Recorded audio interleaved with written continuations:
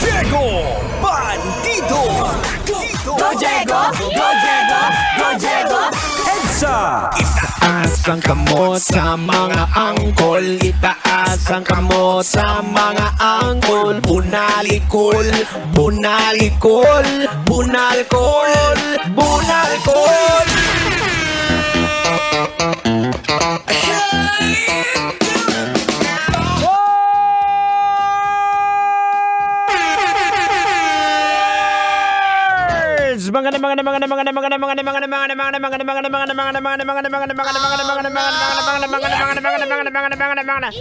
Magandang gabi, Metro and Mega Manila, Philippines. Standard time, it is now 31 minutes after 7 o'clock in the evening.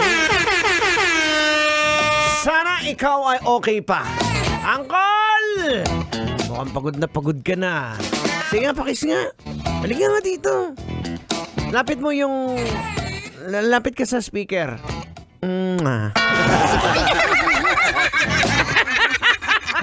I know. Mga kabisyo, kayo pa rin po na ikaw pa rin nakikinig dito syempre sa 90.7 Love Radio. Ito po ang programang EDSA, ang programang magre-revive sa iyo dahil for the entire day you've been working so hard, you've been working so tough. So don't worry, dahil sa mga tugtugan natin dito marirevive ka. Next! Okay mga kabisyo, eto na. Siyempre, wag na nating patagalin to. Pag-usapan na natin to. Pekeng dentista nag-aalok umano ng libreng braces kapalit ang pagtatalik. Oh no! Piste. Arestado ang nangingikil din para hindi upload daw ang video online. Ang complainant, dalawang lalaking minor de edad. So, ibig sabihin, bakla yung dentista? Ganun na nga, Tang. Huwag na natin patagalin to, Tang. Alam ko, kating-kati ka na eh. Ay, sige. Banasa na natin yan. Logika na natin. Logika na yan! Logika na yan! Ay, mga kabisyo, logika na yan.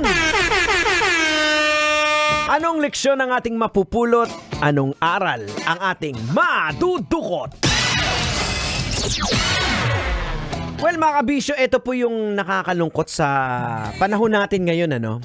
Marami po sa mga kabataan nang napapahamak dahil kulang sa guidance ng mga magulang, di ba? At masyado po silang nahuhumali ngayon yung mga kabataan ngayon sa mga material things. Dahil ito din po sa nababanggit ko palagi, yung FOMO. When we say FOMO, it's fear of missing out. Yung tipong nahuhuli sila. So parang ang feel nila, gusto nila kung anong meron sa iba, meron din sila. Kaya pag inalok sila, sinusunggambanan nila kaagad. At dito po sila napapahamak, mga kabisyo.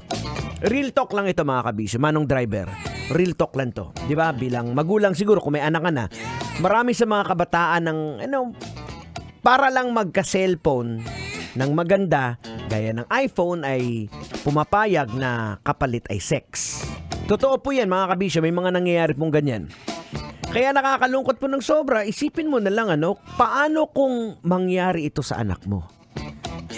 Diba? Kasi hindi naman po natin 24 hours na nababantayan sila eh. Well, eto po yung ilan sa mga potential factors na maaring mag-contribute po kung bakit nagkakaroon ng ganitong behavior yung isang bata. Unang-una, yung tinatawag na economic vulnerability. Ulitin ko ha. Economic Aray! English ka pang, kalbo ka! Tagalogin mo! Hindi tang paratis, maganda pakinggan. Economic vulnerability. Di ba? Nadali? Wow! Some teens kasi may find themselves na medyo economically challenging ang kanilang situation. At pag nag-offer ng goods and services sa kanila in exchange of sex, they might, take it and kasi para ma-meet lang yung kanilang immediate needs. Diba? Kaya importante ding alamin mo bilang magulang kung anong klaseng mga kaibigan ang sinasamahan ng anak mo. O diba? Kagaya na lang yan. Diba?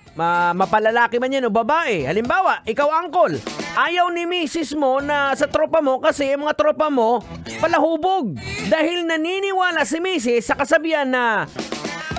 Anong kasabihan, Tang?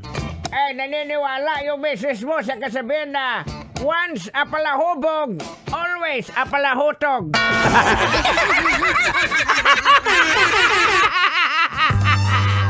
Ay, nako, maluoy ka! Pambihira naman. Once a paluubog, always a... Palahutog. 7:36 on the clock. Right here on Metro's #1. You are enjoying the show. You are enjoying this song. And you are enjoying the things that we're talking about here. That's right. You still got me. My name is Diego Bandido. Keeping you comedy straight up until 9 o'clock in the evening. Here's GNR or Guns N' Roses. Since I Don't Have You.